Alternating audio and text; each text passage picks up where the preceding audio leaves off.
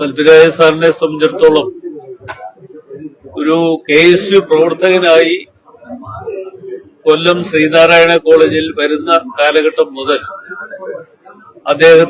അദ്ദേഹവുമായി ബന്ധപ്പെട്ട് പ്രവർത്തിക്കാൻ അവസരം ലഭിച്ചിട്ടുള്ള ഒരാളാണ്.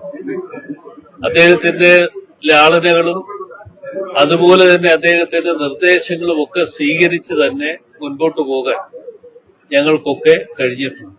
അതിനുശേഷം അദ്ദേഹം KPCCയുടെ പ്രസിഡന്റ് എന്നുള്ള നിലയിലും അതുപോലെ DCCയുടെ പ്രസിഡന്റ് എന്നുള്ള നിലയിലും മറ്റും പ്രവർത്തിക്കുന്ന കാലഘട്ടവും ഇന്നും ഓർമ്മയിൽ നിൽക്കുകയാണ്. KPCCയുടെ പ്രസിഡന്റായി ഇരിക്കുന്ന കാലഘട്ടത്തിലാണ് സ്വന്തമായി ശ്രീ രമേശ് ചെന്നിത്തല സൂചിപ്പിച്ചതുപോലെ സ്വന്തമായി ഒരു ആസ്ഥാന മന്ദിരം തിരുവനന്തപുരത്ത് ഉണ്ടാക്കിയെടുക്കാൻ കഴിഞ്ഞത് എന്ന സത്യാവസ്ഥ എന്നും ഓർമ്മയിൽ നിൽക്കും.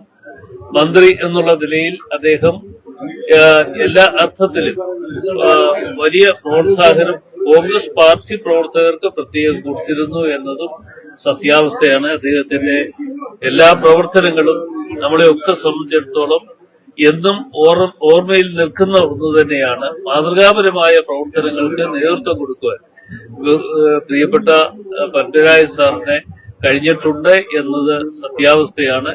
അദ്ദേഹം സുഖമില്ലാതെ കിടക്കുന്ന അവസരത്തിലും പത്തനംതിട്ട ജില്ലയിൽ കുളനടയിൽ വന്ന് കിടക്കുന്ന അവസരത്തിൽ അത് അറിഞ്ഞുകൊണ്ട് ഞാൻ ആശുപത്രിയിൽ പോയിരുന്നു.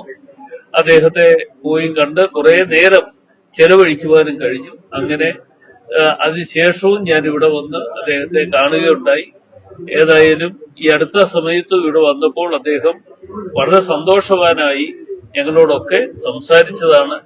മാത്രമല്ല അദ്ദേഹത്തിന്റെ അനുഗ്രഹം എന്നെ സംബന്ധിച്ചിടത്തോളം എപ്പോഴും എക്കാലവും ഒരു UDFന്റെ കൺവീനർ എന്നുള്ള നിലയിൽ എനിക്ക് ലഭ്യമാകുന്നുണ്ട് എന്ന കാര്യത്തിൽ ഒരു സംശയമില്ല. ഞാൻ അദ്ദേഹത്തിന്റെ ഓർമ്മകൾക്ക് മുമ്പിൽ ഞാൻ എന്റെ ശിരസ് നമിക്കുകയാണ്.